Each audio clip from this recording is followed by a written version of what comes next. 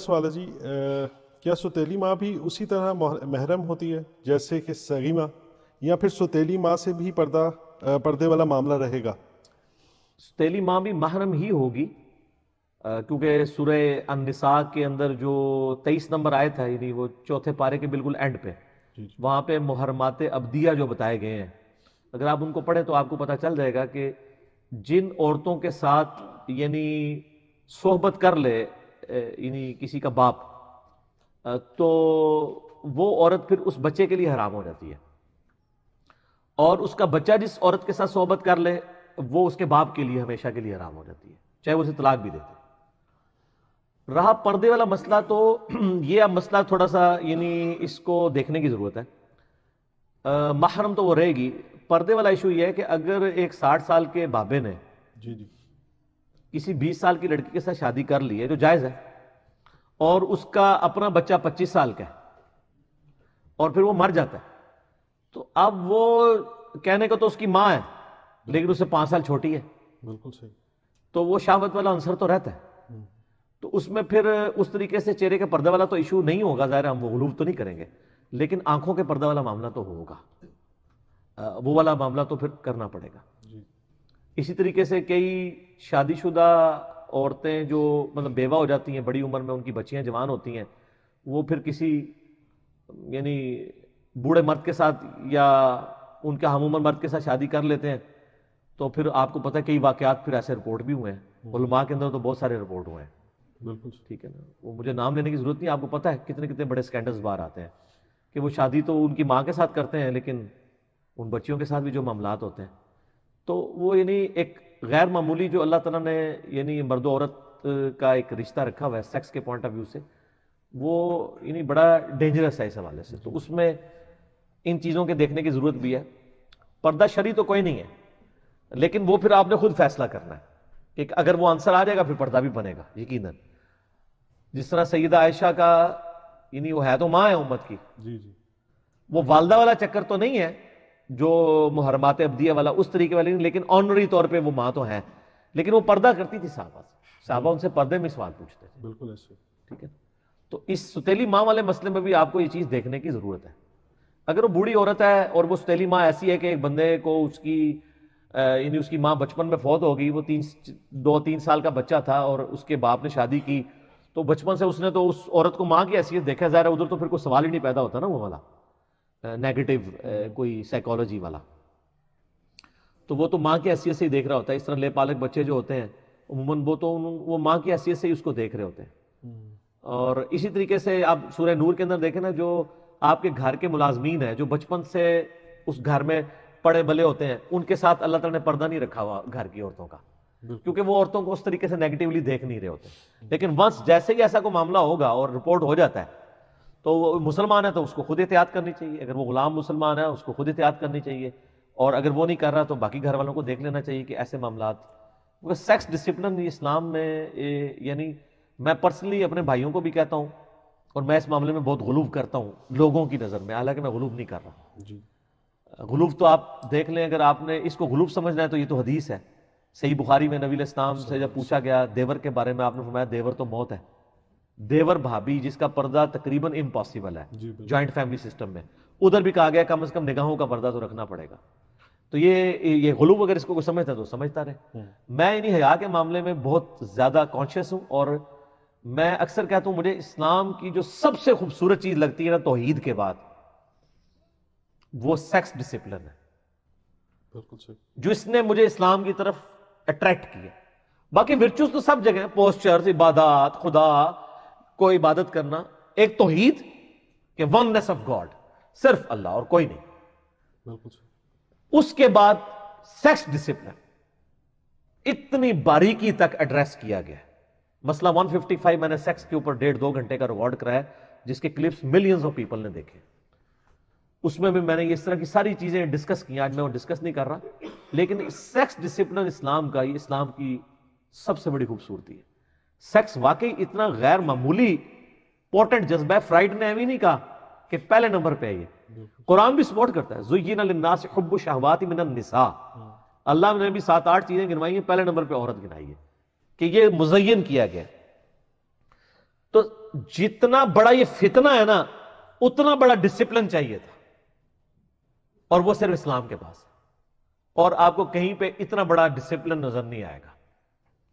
چھوٹی چھوٹی نگاہ کے پردے کی بات کر دی سر، ٹھیک ہے، نگاہ کے پردے کی، کہ آپ نے نگاہ کی بھی حفاظت کرنی ہے، اچانک اٹھ جائے تو آپ نے نیچے جھکا لینی ہے۔ میں نے اس میں بڑی ڈیٹیل لیکچر، آپ ویلنٹائن ڈے انجینئر محمد علی مرزا لکھے تو میرا کلپ میں نے 17 حدیث بخاری مسلم سے بتائی ہیں، ایک علیحدہ سے ٹاپک ہے۔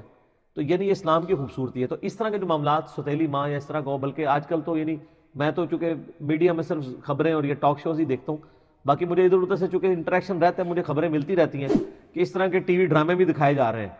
بالکل، جس میں اس قسم کے رشتوں میں بگاڑ والی چیزیں ہائی لائٹ وہ کر رہے ہیں کہ اس طرح ہمارے معاشرے میں ہوتا ہے۔ تو سر میرا خیال ہے وہ جو کچھ بتا رہے ہیں وہ جھوٹ نہیں، واقعی ریئلٹی میں ہوتا ہے۔ اگر نہیں بھی ہوتا تھا تو آپ ڈراموں کی وجہ سے ہونا شروع ہو جائے گا۔ تو اس لیے سیکس ڈسپلن بہت ضروری ہے سر۔ صحیح، اس لیے میں نے اپنے بھائیوں کو بھی وصیت کے طور پہ مجلس 50 جو میرا انٹرویو ریکارڈ ہوا ہے، جس میں نے اپنی پوری زندگی کے ایک دعوت کے حوالے سے جو کچھ میں نے لرن کیا وہ سامنے رکھ دیا ہے۔ اس میں نے کہا تھا 3 چیزوں سے بچ جائیں۔ نمبر 1 عورت کا فتنہ، نمبر 2 مال کا فتنہ، نمبر 3 فیم، مشہوری، اس میں تکبر اور بڑا پن، اس فتنے سے بچ جائیں۔ دنیا کے سارے شیاطین مل کے بھی آپ کی دعوت کو نقصان نہیں پہنچا سکتے انشاءاللہ۔ اس کی وجہ ہے کہ عورتوں کو راستہ ہی نہیں شیطان کے پاس، شیطان عورت کے ذریعے گھستا ہے، مال کے ذریعے گھستا ہے، اور تکبر اور وجاہت حاصل کرنے کے لیے۔ آپ قرون اولا سے لے کے ابھی تک مسلمانوں میں جتنے بڑے بڑے بزرگوں میں فتنے بھی آئے ہیں وہ دیکھیں انہی وجہ سے آئے ہوئے ہیں۔ خلافت راشدہ کے بعد جو بگاڑ آیا ملوکیت کی شکل میں، مال کے فتنے اور پوسٹ وجاہت، بالکل صحیح، ورنہ جو اللہ سے ڈرتا وہ یہ کہے گا کہ میں جناب خلافت کا زیادہ حقدار ہوں، میرے والے کر خلافت، وہ دیکھے گا یار لے لے مجھ سے، لڑائی تو نہیں کرے گا وہ۔ بالکل صحیح، تو وجاہت کا فتنہ، فیم کا فتنہ، پوسٹ کا فتنہ، تو یہ فتنہ ہے۔ دوسری طرف مال کا فتنہ، جب تک یعنی مال نہیں تھا تو اس وقت تک سکون تھا، جیسے ہی مال آیا بے سکونی آنا شروع ہو گئی۔ بخاری مسلم میں حدیث ہے، مجھے یہ خطرہ نہیں میرے بعد بھوکے مرو، نہ مجھے یہ خطرہ ہے کہ تم شرک کرو، بلکہ مجھے خطرہ ہے دنیا کے مال میں پھنس جاؤ گے، پھر تم بھی دنیا کی محبت میں ایک دوسرے کو قتل کرو گے، جس طرح اگلی قوم نے کیا تم بھی تباہ و برباد ہو جاؤ گے جیسے اگلے ہو گئے۔ تو آپ دیکھ لیں یہاں پہ جو ہمارے مسلمان بادشاہ جن کی ہم بڑی بڑی تعریفیں کرتے ہیں، میں خود مغل خاندان سے تعلق رکھتا ہوں، ہمارے پورکھ ہے نا اورنگزیب عالمگیر، جی، کہتے ہیں جی ٹوپیاں بنا کے گزارا کرتا تھا۔ ہاں بڑا فخریہ بتایا جاتا ہے جی، بڑی سادگی تھی، ٹوپیاں بنانا، کدے نماز نہیں چھڈی، تو میں نا بھرا بھی کو نہیں چھڈیا انہیں، نہ نماز چھڈی نہ کوئی بھرا چھڈیا، سارے بھائی قتل کروا دیے، باپ کو بھی جیل میں ڈلوا دیا،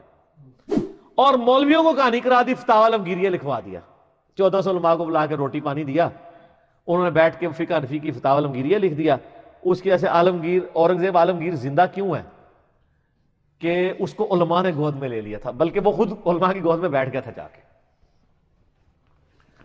اسی لیے وہ رحمت اللہ علیہ اور بڑا اس کے ساتھ لگاتے ہیں۔ اور جو دوسری چیزیں ہیں وہ پس پش ڈال دیتے ہیں کہ اس نے کیا کچھ کیا۔ اس سے پہلے بھی آپ مسلمان حکمرانوں کے اگر کارنامے دیکھیں، چاہے وہ سلطنت عثمانیہ کے دیکھ لیں، تو سر میں کہتا ہوں آج کے حکمران تو وہ عیاشی سوچ بھی نہیں سکتے ہیں، کرنا تو دور کی بات ہے۔ سر آج کس حکمران کی 300 عورتیں ہیں، کنیزیں ہیں؟ بتائیں مجھے، یہ تو عام تھی ان کی، بالکل صحیح بات، اور یہ تو ایک فیکٹر ہے جو ان کی خوراکیں اور جو عیاشیوں کے لیول اور جو دشمنوں کو قتل کروا دینا، ایک ایک مجلس میں ہزاروں لوگوں کو قتل کروا دینا۔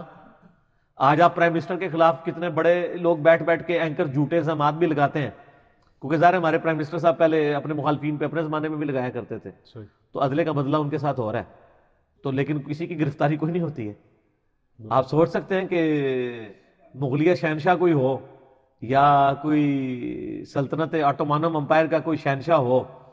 یا آل امیہ کا کوئی شہنشاہ ہو اور ادھر اس کے اوپر کوئی سچی بات بھی اس کی کوئی غلطی ہائی لائٹ کر دے پبلکلی، بالکل ٹھیک ہے، کوئی سوچ بھی نہیں سکتا۔ تو انہوں نے جو عیاشیاں ویل کی ہیں آج کے لوگ سوچ بھی نہیں سکتے۔ تو اسی کے اندر وہ فتنہ ہے، عورت کا فتنہ، مال کا فتنہ اور وجاہت کا فتنہ، فیم، مشہوری، سٹیٹس، ٹھیک ہے، شوبازیاں، تکبر، یہ فتنہ، ان ساری چیزوں کے لیے میں نے ایک فیم کا فتنہ لفظ استعمال کیا۔ آپ ان چیزوں سے بچیں انشاءاللہ تعالیٰ شیطان کے لیے تو کوئی راستہ ہی نہیں ہے، انشاءاللہ لیکن اس سے بچنا ذرا مشکل ہو جاتا ہے سر، بالکل کہیں نہ کہیں بندہ مارا جاتا ہے، کہیں نہ کہیں آ کے مارا جاتا ہے، اور وہ جب مارا جاتا ہے تو وہ پھر شیطان کو تو ایک چھوٹا سا سراغ چاہیے گھسنے کے لیے، اس لیے ہم نے بڑا اسٹرکٹلی ادھر رکھا ہوا ہے سر، اللہ کے فضل سے ہماری دعوت کے ساتھ ریلیٹڈ کوئی ایسی معاملات نہیں، نہ چندہ لیتے ہیں کسی سے، نہ عورتوں کے کوئی دعوت و تبلیغ کے والے سے ڈائریکٹلی کوئی اس طرح کی انوالومنٹ ہے کسی مرد کی، اور باقی فیم والا تو مسئلہ ہے نہیں، نہ کہیں جاتے ہیں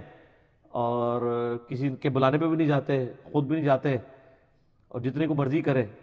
وہ نہیں کرتے، بس دعوت کا کام ہے ہمارا آن لائن، یوٹیوب حفظہ اللہ تعالی و دامت برکاتہم عالیہ و مدہ ذلہ کے ذریعے چل رہے ہیں جی اللہ کے فضل سے، تو چلتا رہے انشاءاللہ تعالی، ٹھیک ہو